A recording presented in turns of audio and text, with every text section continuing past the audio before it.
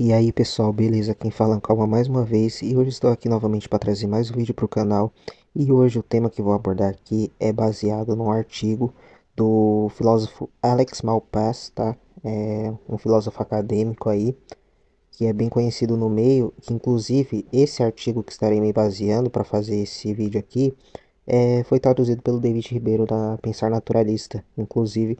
Então estarei deixando aí no primeiro link do comentário fixado o link do artigo para vocês estarem se aprofundando posteriormente. E esse vídeo fica como uma introdução para vocês conseguirem entender mais ou menos a linha de raciocínio aqui que vai ser exposto posteriormente nesse artigo, beleza? Então eu peço que vocês, se gostarem, deixem um like, se inscrevam e compartilhem para estar ajudando aí ou no alcance do vídeo do canal, beleza?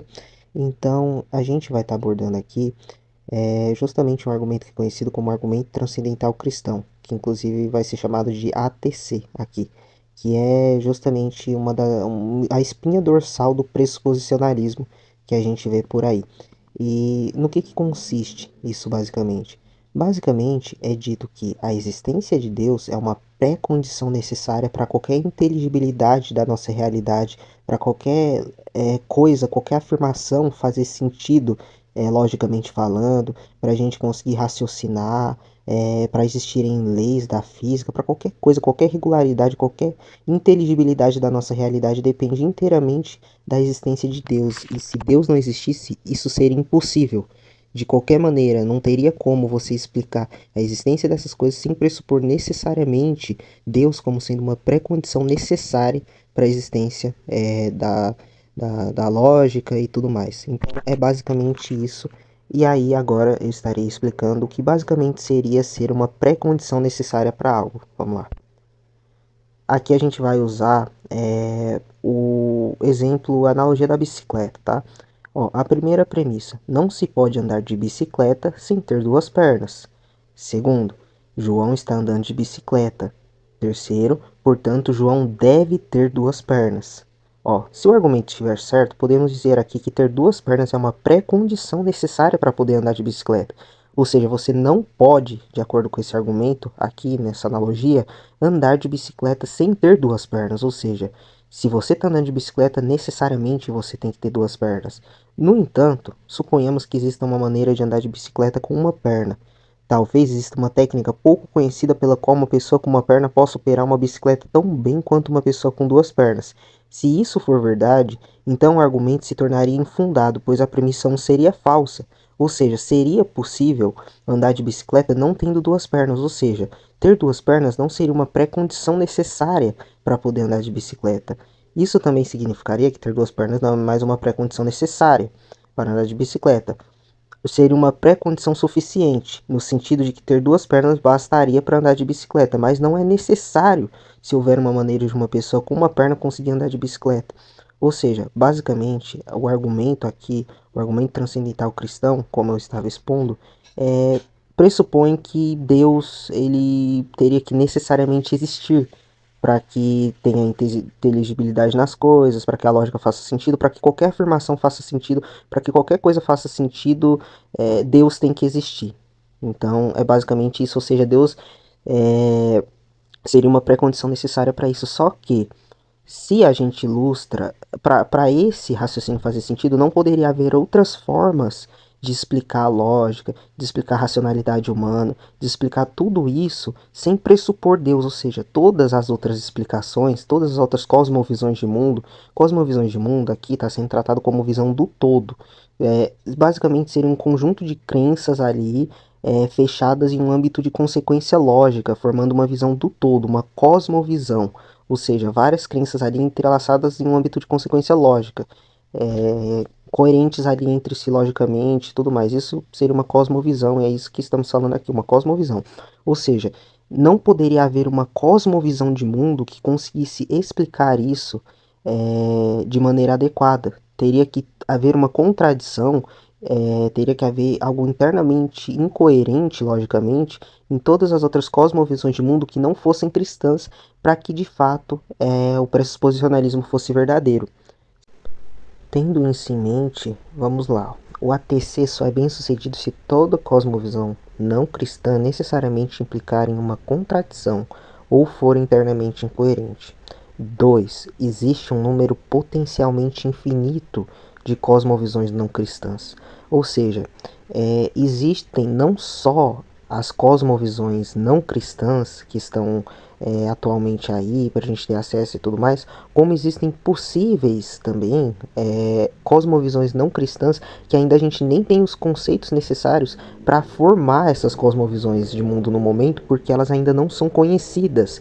Ou seja, o teísta que afirma esse tipo de coisa, ele não tem que se comprometer só com as cosmovisões de mundo que ele conhece, e sim também com as que ele não conhece, e também com as que não existem ainda e podem existir, logicamente falando, que ainda não foram formuladas. Ou seja, ele pega o ônus da prova para ele e ele tem que provar com todas as letras e de todas as maneiras que se tem que provar que nenhuma cosmovisão de mundo não cristã é possível de explicar, consegue explicar essas coisas, a lógica, a racionalidade humana e tudo mais, sem pressupor Deus. Ou seja, ele se compromete, ele tem que provar que uma por uma dessas cosmovisões não conseguem provar, explicar e tudo mais, e provar que isso é possível sem Deus.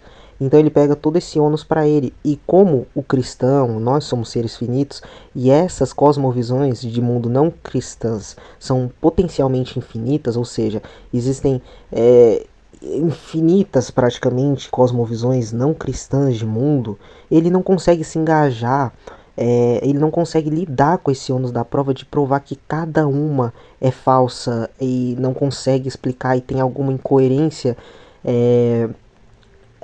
no âmbito de explicar esse tipo de coisa que ele diz que só Deus existindo pode se explicar. Então ele não, quando um cristão ele diz isso, ele está se comprometendo com algo que ele simplesmente não pode fazer, que é provar que todas as cosmovisões que não são cristãs são falsas, incoerentes e não podem explicar esse tipo de coisa, e é necessário Deus para explicar como ele diz. Então, basicamente, o que se tem que dizer para um cristão desse é prova. Tem que provar. Ele pega esse ônus da prova enorme que ele não consegue lidar. Então, 3. Ou A. Existe uma maneira de estabelecer que todas as cosmovisões não cristãs são internamente coerentes. Ou B. Uma prova não é o suficiente, mas há um número finito de maneiras de estabelecer que todas são incoerentes. Ou C. Há um número infinito de maneiras necessárias para estabelecer que todas são incoerentes. Então, nenhum proponente do ATC estabeleceu que existe uma maneira de estabelecer que todas as cosmovisões não cristãs são internamente coerentes. Nenhum deles estabeleceu isso. E parece fácil provar que B não pode ser estabelecido, dada uma formalização plausível de cosmovisão como um conjunto de crenças, né? E C, então, não é possível para um ser provar ATC, um ser finito provar ATC. Por quê? Porque C, há um número infinito de maneiras necessárias para estabelecer que todas são incoerentes. E como o cristão, o proponente de ATC, né, desse argumento, é um ser finito, ele não pode se engajar com um número infinito de maneiras necessárias para estabelecer que todas são incoerentes. 6, portanto, o ATC não foi estabelecido e provavelmente não pode ser provado. Ou seja, o proponente desse tipo de argumento, ele pega um ônus da prova tão grande para ele que torna o argumento dele completamente irrazoável, porque ele tem que lidar não só com as cosmovisões que já existem, como com todas que poderiam existir, que a gente ainda nem formulou, e ele teria que demonstrar que todas são incoerentes, o que não é possível dele fazer. E outra questão sobre esse argumento é que é meio que uma falácia circular. Como assim uma falácia circular? Quando a gente diz assim, a proposição, vamos supor que a proposição, né, a afirmação Deus existe seja verdadeira. Então Deus existe, certo? Só que vamos supor que a afirmação que Deus existe seja falsa. De acordo com o raciocínio do pressuposicionalista, isso não é possível, porque só de ser inteligível, só da gente conseguir raciocinar e dizer que Deus não existe, que a proposição Deus existe é falsa, Deus existe. Ou seja, Deus existe se a proposição Deus existe é verdadeira, E Deus existe. Se a proposição Deus existe é falsa. Por quê? Porque só é possível alguma proposição ser verdadeira ou falsa se Deus existir. Ou seja, ele pressupõe na premissa, na primeira premissa do argumento, justamente o que ele quer provar. Ele já pressupõe a conclusão. Ou seja, de qualquer maneira, o argumento dele é verdadeiro, ou seja, ele não dá base suficiente para se afirmar esse tipo de coisa, ele simplesmente afirma. Ou seja, é uma falácia circular, ele fica em círculo, círculo, círculo vicioso. Então, para qualquer afirmação, qualquer coisa ser verdadeira, para qualquer coisa fazer sentido, ser verdadeiro ou falsa, Deus tem que existir, porque senão não existiria nenhum mínimo de inteligibilidade, não existiria lógica nem nada. Então, só da gente estar formulando alguma coisa, na nossa mente Deus tem que existir, ou seja, ele cai numa falácia circular e o argumento não progride. Então, é basicamente isso. Esses são os principais problemas desse tipo de argumento aqui. Então, basicamente, quando alguém vir afirmar esse tipo de coisa, você tem que dizer, prove. Prova. Simplesmente isso. E a pessoa não vai conseguir provar, ela não consegue lidar com esse ônus da prova, porque ela é um ser finito, ela não tem conhecimento infinito, ela não tem conhecimento de todas as cosmovisões de mundo, não cristãs no caso, ela não tem como ela lidar com o ônus da prova tão grande dessa maneira, tornando a visão dela implausível e não tendo como provar, de fato, não tendo como ter uma base sólida e firme para afirmar esse tipo de coisa que o argumento quer afirmar.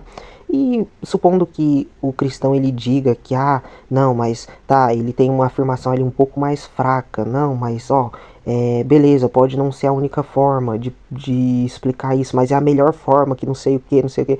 Não, tem várias outras formas naturalistas e tudo mais, que inclusive eu já expus no meu canal de explicar a racionalidade humana, como por exemplo, eu trouxe o argumento de Plantinga, né, e rebatendo o argumento de Plantinga, moralidade, né, e tudo mais, não havendo motivos nenhum para pensar que Deus seria a melhor explicação em relação a essas questões, beleza?